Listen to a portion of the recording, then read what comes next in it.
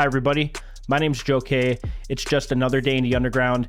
Today we're going to unpack the whole Slaughterhouse situation. For those of you that have been paying attention to the internet lately, you've probably seen a lot of different videos about the Slaughterhouse situation. There's been a lot of back and forth between the different members of the group, and today I want to do a deep dive into the situation. I want to unpack the history of Slaughterhouse a little bit, bring it to the current day, and then talk about the situation at hand in depth so that we can try to formulate some kind of an opinion based on all or as many of the facts as possible. Now, back in 2008, Joe Budden was working on a project named Halfway House. One of the songs on the project was called Slaughterhouse. It consisted of Nino Bless, Joell Ortiz, Royce the 5'9", Crooked Eye, and of course, Joe Budden. Now, this song was the beginning of something really special.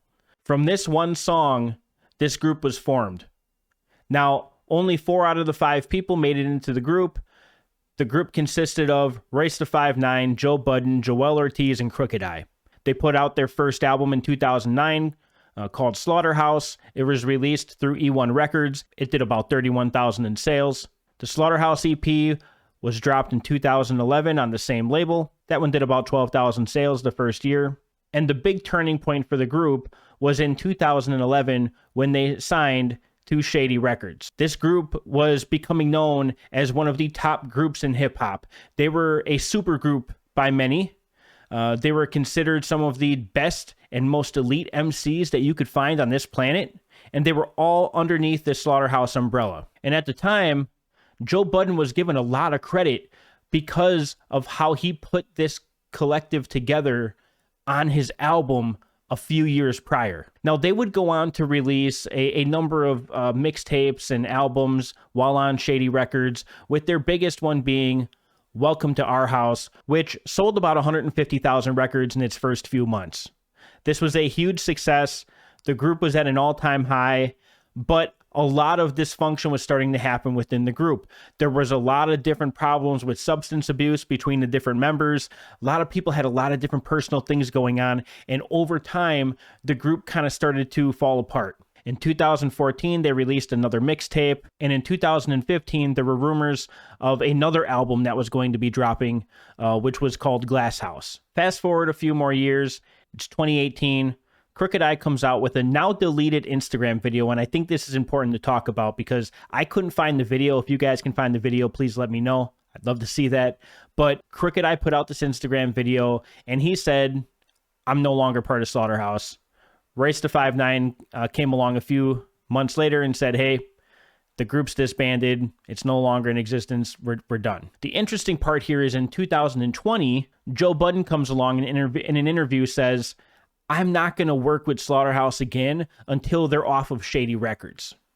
This is a very key point because Joe Budden has said this in 2020. The year is now 2022, and all of this is starting to resurface again. So in 2021, from what a lot of people can gather from the different Facebook videos that are going on, the YouTube videos, Instagram lives, everything that is out there, everyone has a consensus within the group that within the last year or so, they got off of their deal with Shady Records. This is exactly the moment that Joe Budden was waiting for. And so once they got off of Shady Records, some members of the group decided that let's get back together, let's try to put out an album. And Crooked Eye apparently was trying to broker deals on the side to bring back to Joell Ortiz, Joe Budden, and Royce the 5'9". At the time, Joell Ortiz was on board. Royce said, basically, "I'll do it if Joe does it. If Joe doesn't do it, I don't want to be a part of this because Slaughterhouse does not exist without Joe Budden." Now, remember what I said back in 2008 when Joe Budden dropped his album and dropped that song, self-titled Slaughterhouse. You got to give him credit for helping to formulate this idea and this collective. That's where this is getting interesting. Along all of this happening here, we have Joe Budden, who's a bit of a wild card, right? You never really know what to expect from Joe. Over the years, he's kind of weaved in and out of deals, had a lot of different business dealings that he made very public. And so I think there was a hesitation from some of the current members of Slaughterhouse to even work with Joe to begin with. However, on an Instagram live video between Joe Budden, Royce the 5'9", and Joell Ortiz, they have a discussion around what was said during that deal, and did Joe Budden and Royce da 5'9" actually say that they didn't want to be part of the deal? Royce starts down a very interesting line of questioning to Joell Ortiz. Now, for those of you that have paid attention to Royce over the last few years, he's really tried to stay neutral on a lot of things, not get involved in a bunch of different beefs. Since getting sober, he's really been the person to try to get people back together and on the same page. And he starts to bring Joell Ortiz down this line of questioning that I thought was very smart and very strategic, because he starts asking Joell Ortiz very simply, did I ever say no to the deal? Joell Ortiz responds. He kind of dances around the question a little bit in the video. Royce comes back again. But did I ever say no to the deal? Joell Ortiz says, well, you said that you weren't going to do it if Joe wasn't going to do it. And so, yeah, by default, you said no. In which case, Royce follows up with, did Joe ever say no? And if so, when did he say that? Joell Ortiz comes back and says, yes, he said no. He said, in fact, he said no several times. In which Joe Budden comes out and says, when did I say no? Tell me who did I say no to? When did I say no? From Joell's perspective, Joe Budden is retired, right? That's the argument that he keeps making. He keeps saying, well, Joe Budden's retired. He's not even part of the group. We need to do the 3-man group thing because Joe Budden's retired. I got a newsflash for you. In 2018, your friend Crooked Eye also said he wasn't part of the group anymore, retired or not. He's saying he doesn't want anything to do with the group already. So why is he back trying to represent the group? Joell comes back then and says, you said no, basically when you wanted more details of the deal that I was presenting to you, which apparently at the time wasn't very detailed. So Joe had asked for more information. He had said, hey, I understand you're talking about it in advance. I need more details than just in advance, because this isn't just about the front end to me. This is about the back end to me, which a lot of people that listen to music may not necessarily always think about. But in hip hop in particular, we've probably all heard of the crazy shady deals that are out there that people are getting screwed on all the time. And so you basically have two artists, Joell Ortiz and Crooked Eye, who are looking at an opportunity here, and they're looking at the front end with maybe a little bit of concern on the back end, but not as much as Joe and Royce, because at the end of the day, a dollar is not a dollar to everybody. And what I mean by that is you got to think about the headspace that Joe Budden and Royce da 5'9" are in compared to a Crooked Eye and Joell Ortiz. This isn't a shot at anybody, but those two in particular, when you look at the two different sections of this group and you lump them 2 and 2, it's a lot different, right? Royce da 5'9" and Joe Budden, they have money. They're good. They don't need an advance. Joe even says, like, hey, I could fund this project for you. Joel didn't want to do that because he doesn't trust Joe. But again, he has the funds already for the advance if he really wanted to put out a project himself. Now, where people's feelings start to get hurt in here is Joell Ortiz comes out and says, look, I presented the deal to both Royce and Joe Budden, and Joe said he was going to text me back. He never texted me back, so I assumed that he said no, and I moved forward with Crooked Eye on this deal. That's literally what it comes down to. That is it. Nobody's coming out and saying that, though. But that's essentially what's being said. He got mad because Joe's being Joe again, right? This is probably something that builds up over time that has happened in the past, where Joe just ghosts people, doesn't get back to him, is in his own little world, whatever the case may be. And this was one of those times where there was a lapse in communication. That's all this is. It's a lapse in communication. And to me, that is the stupidest reason for a group to blow up like it's blowing up right now. The entire rap, underground, mainstream is on fire right now because of the crap that's going on with Slaughterhouse over something that seems on the surface to be so petty over a non-return text. That's the root of all of this. Joe didn't get back in time. What could somebody have done differently in order to fix that if they weren't hearing back from somebody? Because here's what I didn't hear.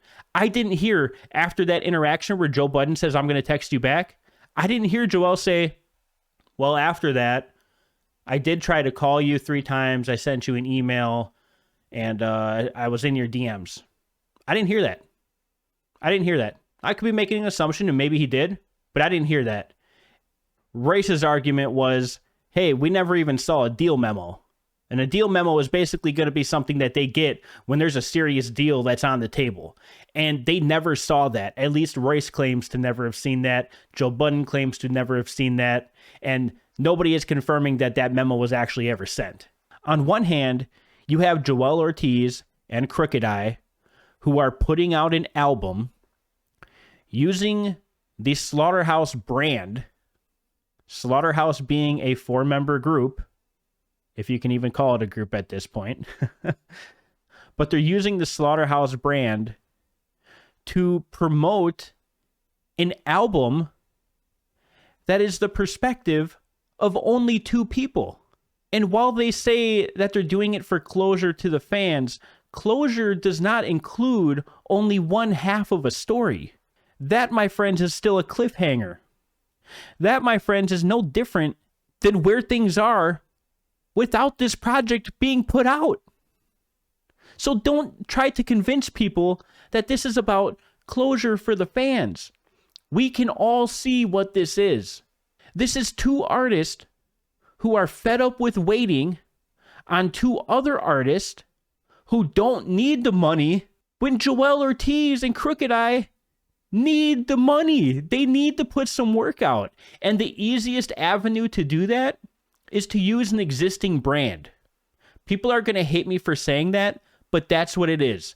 Slaughterhouse as a brand has much more mass appeal than Joell Ortiz or Crooked Eye as solo artists. That is not a knock on those artists. Every single one of these artists are elite MCs and very talented musicians. I am not knocking them for that, but this is what it is. They're taking the Slaughterhouse name, and literally in the image they have, they are setting the pig on fire to promote a dual album of only 2 members of a 4-member group. What gives you the right to take your collective's brand and set it on fire for your own profit? I'm just waiting for more details to come on this. I'm very curious about what your guys' opinion is. I tried to start this video without one, but the more I talk about it and the more I think through it, I can't help but side on one side or the other. I think I've made it pretty clear what side I stand on, but this is some wild and reckless crap. And I would hope that one day, I don't think it's going to happen now, but one day we get the 4 of them on a project. That, my friends, would bring closure. I don't know what this crap is, but all it seems to me to be is a money grab. But hey, you know what they say? It's just another day in the underground.